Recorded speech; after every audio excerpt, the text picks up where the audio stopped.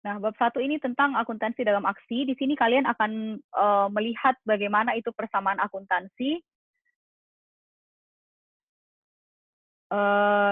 sehingga tujuan pembelajarannya sendiri diharapkan Anda bisa paham apa sebenarnya akuntansi itu, kemudian siapa penggunanya, kemudian bagaimana etika dalam menjalankan suatu bisnis, kemudian bagaimana standar-standar akuntansi dan prinsip-prinsip pengukuran, apa itu asumsi unit moneter dan entitas ekonomi. Ini sebenarnya sudah kita lihat semuanya di pertemuan sebelumnya ya, kalau Anda baca, kalau sudah punya buku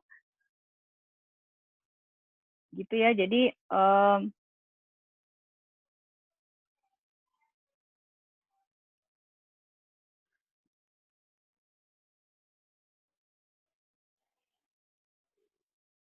di dalam akuntansi sendiri ada 3 aktivitas dasar, yaitu untuk mengidentifikasi peristiwa-peristiwa ekonomi. Kemudian aktivitas yang kedua, setelah kita identifikasi peristiwa ekonominya, kemudian kita akan mencatat peristiwa tersebut untuk memberikan data historis. Nah, pencatatan ini nanti yang akan kalian kenal dengan sebutan jurnal. Kemudian setelah itu akan dikomunikasikan informasi tersebut lewat laporan keuangan. Jadi dari pencatatan, kemudian kita akan bisa menyusun yang namanya laporan keuangan yang nantinya berguna bagi para pengguna informasi laporan keuangan itu sendiri. Nah, oleh karena itu kita mesti tahu siapa yang menggunakan informasi laporan keuangan. Jadi ada 2 jenis utama. Yang pertama adalah pengguna internal dan yang kedua adalah pengguna eksternal. Pengguna internal itu adalah manajemen perusahaan itu sendiri, manajemen dari perusahaan yang membuat laporan keuangan itu sendiri, di mana manajemen ini yang biasanya bertugas untuk kalau kalian sudah belajar, saya nggak tahu di akuntansi perpajakan mungkin belajar juga pengantar manajemen. Nah, di situ para manajer akan merencanakan, kemudian mengorganisasikan dan menjalankan perusahaan itu. Jadi sehingga data-data akuntansi diperlukan untuk pengambilan keputusan yang tepat.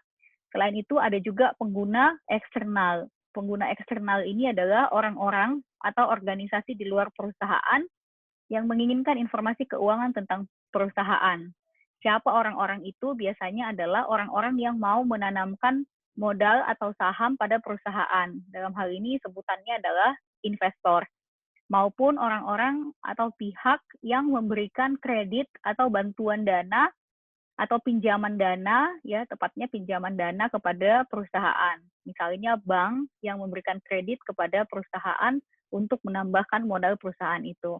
Jadi bank tentu saja misalnya harus tahu bagaimana kondisi keuangan perusahaan yang mau pinjam uang pada bank itu.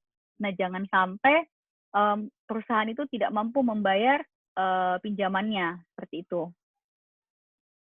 Kemudian ini etika dalam pelaporan keuangan, ya. Jadi kita sebagai seorang akuntan, entah itu akuntan perpajakan nantinya kalian maupun kami di bisa akuntan publik, bisa akuntan internal, itu kita punya standar etika di mana kita harus selalu bersikap independen. Jadi tidak boleh tergantung pada kemauan salah satu pihak tertentu yang menguntungkan pihak tersebut saja. Tetapi betul-betul harus menyusun laporan keuangan itu dengan sejujur-jujurnya, dengan seadil-adilnya. Ya, jadi itu nanti mungkin akan dipelajari di materi lain. Ini yang biasa terjadi untuk menganalisa kasus dan situasi etika. Ya, ini yang perlu diperhatikan. Saya lewati saja yang ini. Saya mau, nah, Anda harus tahu yang namanya standar akuntansi.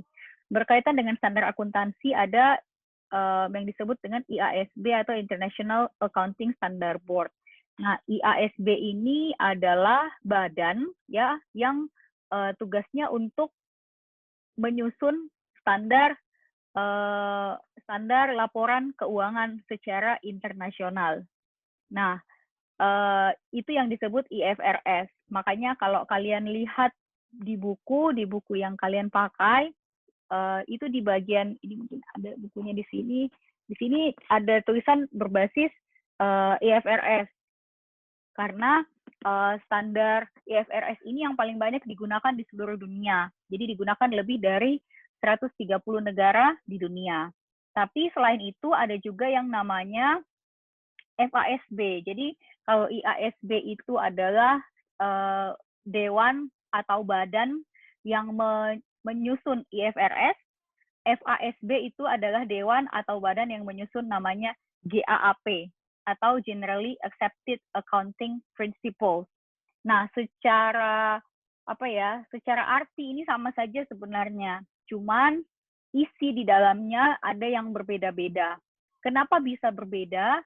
Karena tergantung dari kebutuhan pengguna atau penyusun laporan keuangan. Misalnya IFRS ini dia tepat digunakan untuk Indonesia misalnya.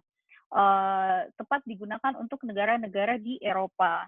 Tapi GAAP ini hanya digunakan oleh perusahaan-perusahaan yang basisnya ada di Amerika Serikat. Jadi ini kayak sebenarnya sih kasarannya GAAP ini standarnya Amerika. Seperti itu. Nah, IFRS ini yang paling banyak digunakan di seluruh dunia. Jadi yang paling paling laku itu IFRS gitu. Jadi ada perbedaan soal isinya, nanti kalian bisa searching sendiri prinsip-prinsip apa di dalamnya yang berbeda antara IFRS dan GAAP. Gitu ya. Kemudian nah ini prinsip pengukuran akuntansi. Ada prinsip biaya historis. Prinsip biaya historis itu adalah prinsip yang mengatakan bahwa perusahaan mencatat aset mereka sebesar biayanya. Dalam artian, aset itu misalnya kalau kalian nonton video yang di e-learning yang dari Bu Erna, nah aset dari salon itu kan misalnya peralatan salon seperti misalnya tempat cuci rambut misalnya. Nah, aset itu dicatat sebesar atau tempat cuci rambut itu dicatat sebesar biaya ketika kita membeli atau salon itu membeli tempat cuci rambut tersebut. Jadi misalnya alat tempat cuci rambut itu harganya 2 juta misalnya. Kemudian ada biaya kirimnya 100.000. Artinya biaya yang kita keluarkan untuk memperoleh tempat cuci rambut itu sehingga sampai di salon itu adalah 2.100.000. Nah, aset kita yaitu tempat cuci rambut itu harus dicatat sebesar biaya yang 2.100.000 atau biaya perolehan. Ada juga prinsip nilai wajar. Prinsip nilai wajar ini menyatakan bahwa aset dan liabilitas harus dilaporkan pada nilai wajar, yaitu harga yang diterima saat menjual aset atau menyelesaikan liabilitas.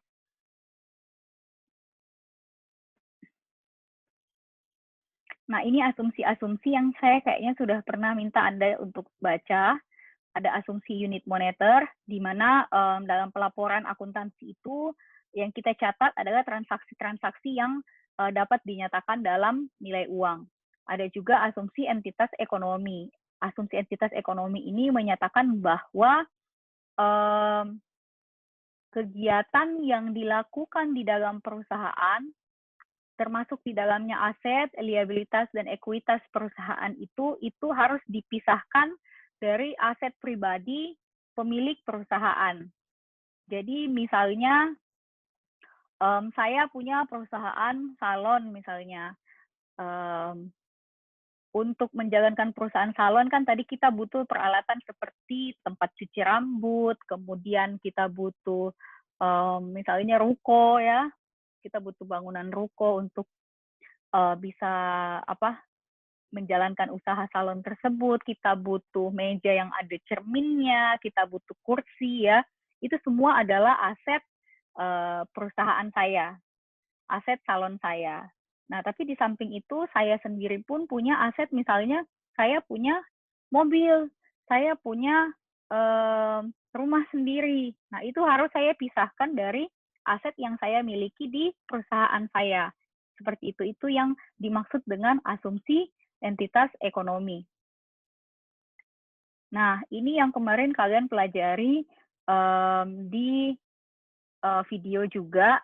Jadi yang banyak disebut-sebut itu adalah masih perusahaan jasa yang dimiliki oleh si A. Saya lupa siapa namanya di video itu. Salon yang dimiliki oleh si A. Jadi hanya satu orang yang memiliki salon itu. Nah, makanya disebut sebagai perusahaan perorangan.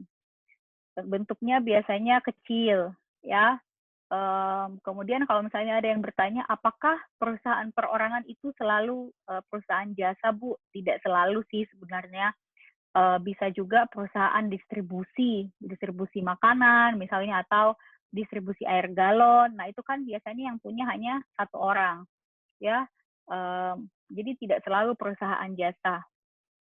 Kemudian, nah ini ciri-cirinya perusahaan perorangan. Nanti slide ini tetap saya bagikan kepada kalian untuk kalian baca-baca kembali sebagai bentuk ringkasan dari buku yang kalian sudah fotokopi atau kalian sudah beli. Nah, ada juga jenis persekutuan. Kalau persekutuan ini mirip-mirip sama yang perorangan, tapi bedanya dimiliki oleh dua orang atau lebih. Ya, jadi lebih dari satu orang. Nah, bisa bentuk jasa, ya bisa juga retail. Retail dalam artian misalnya kita menjual apa ya, produk-produk ya kayak tadi, kayak distribusi tadi bisa beberapa orang. Kemudian biasanya memiliki kewajiban pribadi yang tidak terbatas atas utang persekutuan dan terdapat janji di dalamnya.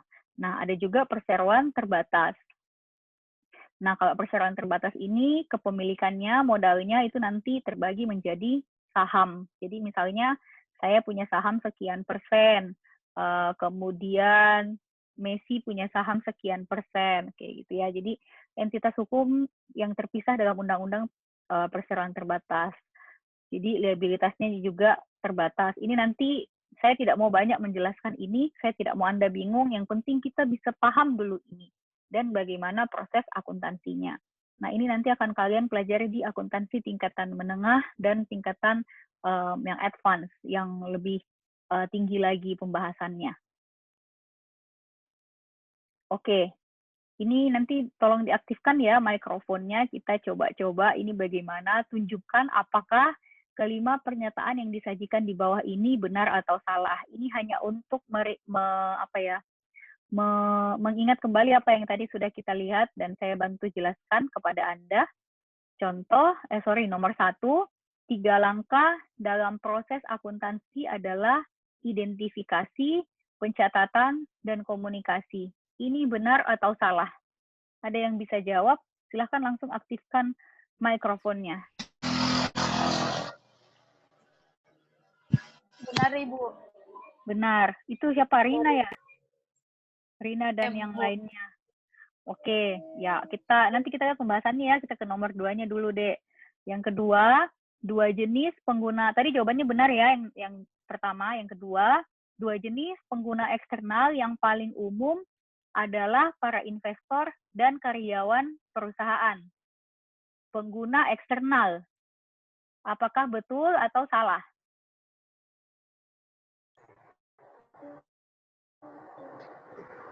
Sebut namanya, nah, soalnya di sini nggak kelihatan wajahnya karena saya sambil sharing ini, slide. Siapa yang mau jawab? Nomor 2 betul atau salah? Saya, Bu. Rina. Siapa? Benar. Rina, apa Rina? Benar, kata Rina. Betul. Yang lain? Yang lain? Ibu, siapa lagi? salah. Salah. Siapa itu, Dek? Lady. Lady, oke. Jadi tadi Rina benar, Lady salah. Dan teman-teman lainnya pasti ada yang memihak ke Rina, ada yang memihak ke Lady. Oke, yang ketiga dulu.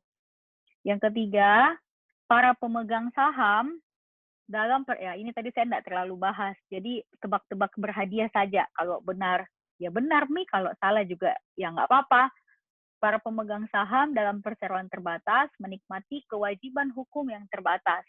Oke ya, jadi nomor 3 saya lewati. Nomor 1 tadi jawabannya adalah, oke, benar. Nomor 2 jawabannya adalah salah. Karena pengguna eksternal itu, Rina dan teman-teman yang menjawab tadi benar, pengguna eksternal adalah betul investor, tetapi tidak betul kalau karyawan perusahaan dianggap sebagai pengguna eksternal. Karena karyawan perusahaan itu adalah orang dalam, internal. Jadi di sini kalau dia tulis kreditur, baru jawabannya benar. Nah, yang ketiga ini jawabannya juga benar. Oke, masih ada. Yang keempat.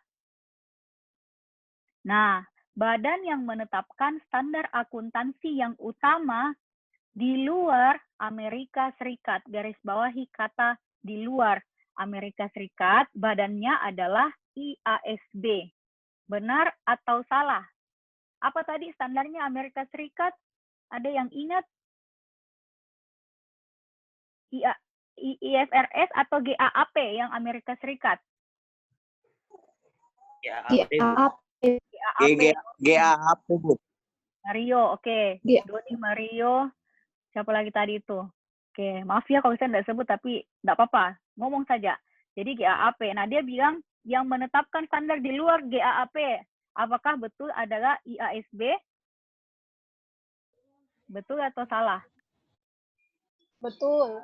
Betul, kata Betul Rina. itu, Bu. Betul. Oke, Mario, betul. Ya, lanjut. Betul ya.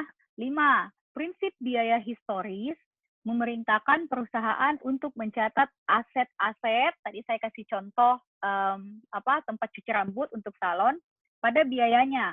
Di periode berikutnya, nilai wajar dari aset harus digunakan jika nilai wajarnya lebih tinggi dibandingkan biayanya. Tebak-tebak nih kalau bingung, nanti saya jelaskan betul atau salah. Nomor 5. Salah. Salah. Salah, oke. Nomor 4 jawabannya. Jawabannya, tadi apa kalian jawab? Benar ya? Salah. Jadi yang menetapkan, nomor 4 yang jawabannya tadi benar, karena yang menetapkan standar di luar standar yang berlaku di Amerika, yaitu di luar standar GAAP itu adalah IASB. Jadi IASB menetapkan standar IFRS. Nah, sedangkan yang ini jawabannya adalah salah, betul juga. Gitu ya. Jadi kita belajarnya seperti ini dulu untuk teori di awal. Nanti untuk latihan-latihan kita lihat lagi bagaimana. Ya, saya juga masih menyesuaikan. Oke, bentar. Ini hanya. Nah, ini yang kalian kerjakan kemarin dan beberapa hari sebelumnya, mungkin dengan penuh usaha berkaitan dengan tugas Anda ya. Jadi ada namanya persamaan akuntansi dasar. Di buku pun, kalau kalian punya buku, atau kalau kalian searching, atau kalau kalian nonton video, ada ditulis di situ aset sama dengan liabilitas plus ekuitas.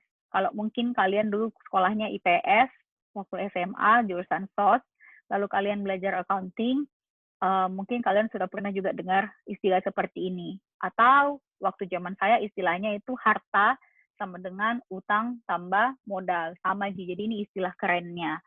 Nah, bahasa Inggrisnya juga ada. Jadi aset ini sama, Ji. Aset, tapi S-nya 2. Terus ini liabilitas, liability. Terus ini ekuitas, equity. Gitu ya. Nah, apa itu persamaan akuntansi? Persamaan akuntansi itu adalah persamaan yang memberikan kerangka kerja mendasar untuk mencatat dan mengikhtisarkan peristiwa-peristiwa ekonomi.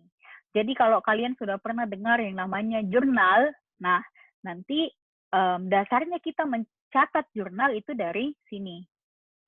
Oke, persamaan akuntansi itu dapat diterapkan untuk seluruh entitas ekonomi tanpa memperhatikan ukuran, sifat usaha, atau bentuk organisasi bisnis. Oke. Apa itu aset? Ya, aset itu adalah sumber daya yang dimiliki oleh perusahaan. Aset itu merupakan kapasitas perusahaan untuk menyediakan layanan atau manfaat di masa depan. Jadi dengan menggunakan aset, perusahaan dapat memberikan layanan atau manfaat di masa depan. Contohnya tadi menggunakan tempat cuci rambut. Jadi kalau dia cuci rambutnya orang, dia pakai sampo, sampo itu asetnya juga. Dia pakai krim buat krim bat, itu juga asetnya. Nah, itu kan bisa menyediakan manfaat di masa depan. Apa manfaatnya, Bu? Manfaatnya adalah orang yang di krim bat rambutnya itu akan membayarkan kepada kita, si pemilik salon. Contoh ininya seperti itu. Contoh mudahnya seperti itu. Nah, apa yang termasuk dalam aset? Yang paling sering muncul itu adalah kas, ya, itu pasti. Kemudian ada persediaan, kemudian ada nanti juga ada perlengkapan, ada peralatan, dan masih banyak yang lainnya. Tempat cuci rambut, Bu, itu juga aset, ya, tapi dia termasuk aset yang dipakai dalam jangka waktu yang lebih lama daripada sampo atau misalnya conditioner kayak gitu. Nah, sedangkan apa itu liabilitas? Liabilitas itu adalah kewajiban atau klaim terhadap aset.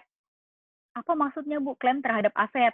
Misalnya, tadi kita beli alat atau tempat cuci rambut. Itu kan harganya pasti mahal untuk seseorang yang baru memulai usaha. Oleh karena itu, dia akan melakukan perjanjian dengan si penjual tempat cuci rambut tersebut bahwa saya ngutang dulu ya. Nah, jadi artinya dia mengklaim aset itu sebagai liability-nya dia dulu. Kenapa? Karena dia belum mampu membayar secara tunai. Kemudian siapa yang ada hubungannya sama liability ini? Ini adalah si kreditur. Kreditur itu adalah pihak yang memberikan utang. Contohnya adalah utang usaha, wesel bayar, nanti juga kalian akan dengar yang namanya utang bank ya dan lain-lain. Kemudian ekuitas itu adalah berkaitan dengan kepemilikan si pemilik ya, berapa banyak yang dia simpan di dalam perusahaannya, atau bahasa mudahnya adalah modal ya. Kemudian bisa dalam bentuk modal saham, nanti kalian akan belajar saham biasa maupun saldo laba ya, bisa juga modal yang lain-lainnya. Nah, kita belajar mengenai peningkatan dan penurunan. Saya selesaikan dulu ini. Oke. Nah, di contoh atau soal yang kalian kerjakan, di bagian kiri itu kan ada aset. Asetnya terdiri dari ada anak-anaknya, yaitu kas, apalagi piutang, kemudian ada perlengkapan ya, sama peralatan kalau saya tidak salah. Oke. Kemudian di sebelah kanan itu ada liabilitas, yang ada anaknya liabilitas, yaitu utang usaha, wesel bayar, ya. Kemudian ditambah dengan ekuitas. Ekuitas ada anaknya lagi, yaitu modal saham, ya, atau investasi dari pemegang saham. Kemudian ada pendapatan. Kemudian ada dividen. Dan ada anaknya lagi yang keempat adalah beban. Nah, kita pakai logika kita ketika kita mau melihat apa pengaruh keempat anaknya ini terhadap mamanya. Mamanya itu ekuitas. Nah, di buku Anda, di contoh soal, di PR yang Anda kerjakan, di situ ada formatnya. Untuk bagian, saya sambil buka buku ya, untuk bagian dividen dan beban, di situ dia menggunakan simbol minus. Ya, pengurangan, tanda pengurangan. Sedangkan untuk bagian pendapatan itu menggunakan simbol plus atau tanda tambah. Begitupun untuk bagian modal saham. Dengan demikian, sebenarnya dengan melihat bentuk dari persamaan akuntansi yang ada di contoh soal Anda di halaman 4, halaman berapa itu kemarin? 45, ya terima kasih, di halaman 45, itu kalian bisa memahami bahwa investasi atau modal saham itu akan mengakibatkan terjadinya peningkatan modal atau ekuitas. Oke, kemudian pendapatan juga akan menyebabkan terjadinya peningkatan ekuitas. Sedangkan dividen, nah mungkin ada yang belum tahu apa itu dividen. Dividen itu ketika perusahaan dapat laba atau keuntungan atau profit ya bahasa lainnya, lalu laba itu dia bagikan kepada para pemegang saham, kepada para pemilik. Nah, itu yang namanya dividen. Sehingga otomatis ketika kita membagikan uang atau laba kita kepada pihak lain, dalam hal ini pihak lain itu adalah pemegang saham, maka modal kita akan atau ekuitas kita akan menurun. Nah, kemudian apalagi yang menyebabkan terjadinya penurunan ekuitas, yaitu adalah beban. Oke, beban itu misalnya apa, Bu? Misalnya perusahaan membayar gaji karyawan, misalnya perusahaan bayar listrik, air, misalnya kayak di salon tadi, misalnya aja, dia bayar air itu pasti nantinya akan ada yang namanya beban air, beban listrik, ya, dan lain-lain. Itu yang disebut dengan beban. Di contoh soal Anda, misalnya ada beban BBM, ya, ada beban bensin tanggal 17, tapi nanti saya jelaskan. Oke, nah ini ya, ini saya lewati saja ya, Dek. Nanti kalian bisa baca sendiri yang ini. Karena takutnya kalau terlalu panjang nanti di share di YouTube-nya terlalu berat. Ya, jadi ini nanti adik-adik bisa baca sendiri. Ini kayaknya ada latihan, oke? Ada latihan lagi, beban kelompokkan komponen-komponen berikut sebagai satu, penerbitan saham, oke, atau investasi tadi. Kemudian 2, dividen, bahasa Inggrisnya juga adalah dividen. Kemudian 3, pendapatan, bahasa Inggrisnya adalah revenue, atau beban, bahasa Inggrisnya adalah expense. Kemudian tunjukkan apakah setiap komponen meningkatkan atau mengurangi ekuitas. Kita sambil berpikir sama-sama saja ya. Contoh beban sewa. Beban sewa ini klasifikasinya adalah expense. Expense atau beban. Tidak ada jawabannya. Saya mau yang kasih tahu kalian. Pengaruhnya tadi pada ekuitas, kalau beban adalah menurun. Menurunkan nilai ekuitas. Pendapatan jasa, ini masuk ke klasifikasi R, atau revenue atau pendapatan. Pengaruhnya akan meningkatkan ekuitas. Dividen, ini masuk klasifikasi D sendiri, dividen itu sendiri, dan akan menurunkan nilai ekuitas. Begitupun beban gaji dan upah akan menurunkan nilai ekuitas, dan dia diklasifikasikan sebagai expense. Oke. Ini contoh, saya hanya akan menjelaskan beberapa saja ya, karena terlalu banyak, nanti terlalu panjang. Oke, jadi persamaan akuntansi bisa muncul kalau ada yang namanya peristiwa. Nah, di sini dikasih 3 contoh peristiwa. Nah, tapi peristiwa itu untuk bisa dicatat dalam persamaan akuntansi harus memenuhi kriteria. Kriterianya adalah apakah dari peristiwa ini, misalnya 3 contoh peristiwa ini, apakah dari peristiwa ini akan mempengaruhi posisi keuangan perusahaan? Dalam artian, apakah ada perubahan aset, atau perubahan liabilitas, atau perubahan ekuitas? Entah itu peningkatan atau penurunan. Oke, kita lihat ya, membeli komputer. Apakah ada, menurut kalian, apakah akan terjadi perubahan dari sisi aset, liabilitas, atau ekuitas? Ya, Lady? Bu. Oh Ada. ya, Mario. Ada. Oke, lanjut ya. Ya, kalau sehingga kalau ada artinya nanti dia akan dicatat. Ini kalau membahas rancangan produk dengan pelanggan yang potensial.